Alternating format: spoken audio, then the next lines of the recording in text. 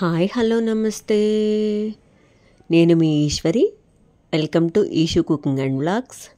ఈరోజు మన రెసిపీ చూసారు కదా, అందరికీ ఎంతో ఇష్టమైన బ్రేక్ఫాస్ట్ రెసిపీ అండి.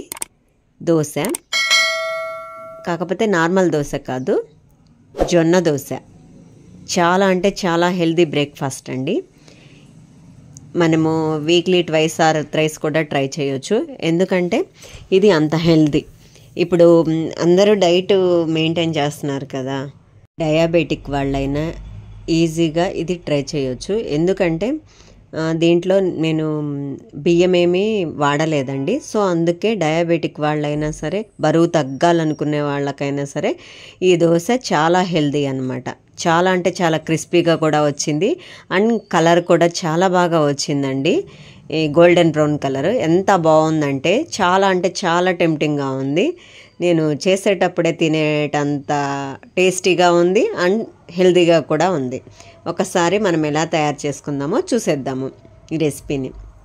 ఫస్ట్ ఒక బౌల్ తీసుకొని మినప్పప్పు అండి, మీరు గుళ్ళు మినప్పప్పు ఉన్నా వాడుకోవచ్చు.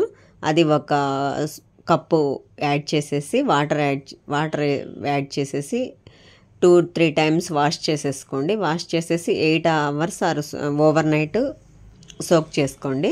ఆ తర్వాత ఇంకో బౌల్ తీసుకొని జొన్నలు 2 కప్పులు యాడ్ చేయాలి. 1 కప్పుకి 2 కప్పులు అన్నమాట. ఈ విధంగా యాడ్ చేసేసి వాటర్ కూడా యాడ్ చేసేసి 2-3 టైమ్స్ వాష్ చేసేసుకొని, మెంతులు 1 స్పూను యాడ్ చేసేసి ఈ విధంగా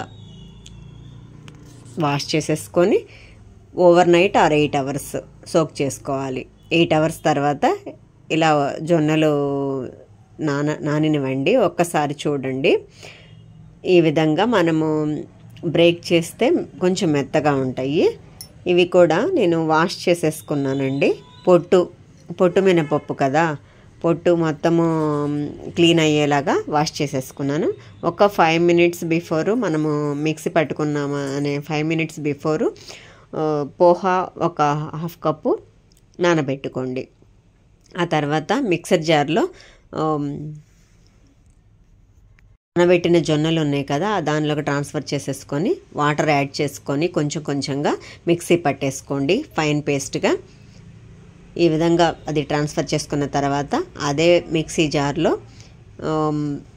మినపప్పు ఉన్నాయి కదా, అవి కొంచెం పోహా, అవి 1/2 కప్ యాడ్ చేసుకున్నాను. అది కూడా వాటరు యాడ్ చేసేసుకొని లిటిల్ బై లిటిల్ మీకు ఎంత సరిపడుతుందో అంత వాటర్ యాడ్ చేసేసుకొని ఈ విధంగా థిక్ పేస్ట్ లాగా మిక్సీ పట్టేసుకొని, మీకు గ్రైండర్ ఉంటే గ్రైండర్ కూడా వేసుకోవచ్చు టైంని బట్టి. ఇలా యాడ్ చేసుకున్న తర్వాత మనము అది కూడా బౌల్లో ట్రాన్స్ఫర్ చేసేసుకొని దీన్ని మనం ఓవర్ నైట్ రెస్ట్ ఇవ్వాలండి.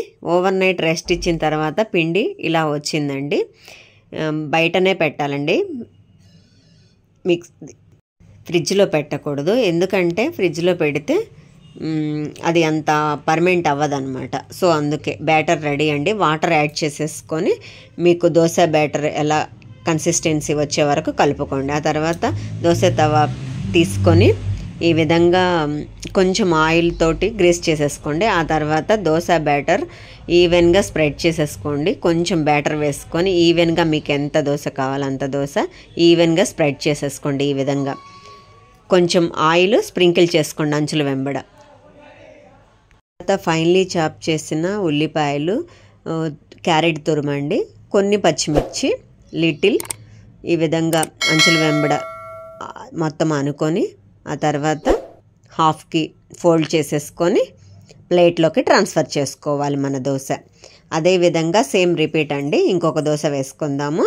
అదేవిధంగా ప్యాన్ మొత్తానికి స్ప్రెడ్ చేసేసుకొని కొంచెం ఆయిల్ వేసేసుకొని ఫైనలీ చాప్ చేసిన ఉల్లిపాయలు, పచ్చిమిర్చి, తురుముకున్న క్యారెట్ ఈ విధంగా మొత్తం వేసుకున్న తర్వాత అంచుల వెంబడ అలా కొంచెం తీసేసి ఆ తర్వాత మధ్యలోకి ఫోల్డ్ చేసుకుంటే మన దోశ రెసిపీ రెడీ అండి. సర్వ్ చేసుకుందాం.